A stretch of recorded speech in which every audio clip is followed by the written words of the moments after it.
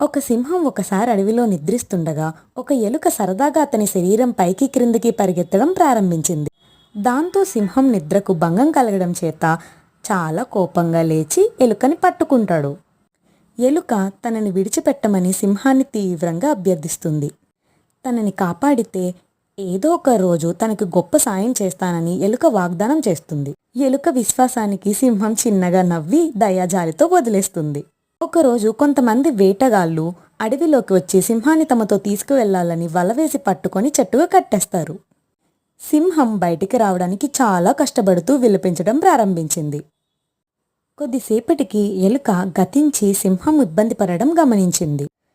వేగంగా తన తాళ్లను కొరికి విడిపించింది సింహాన్ని.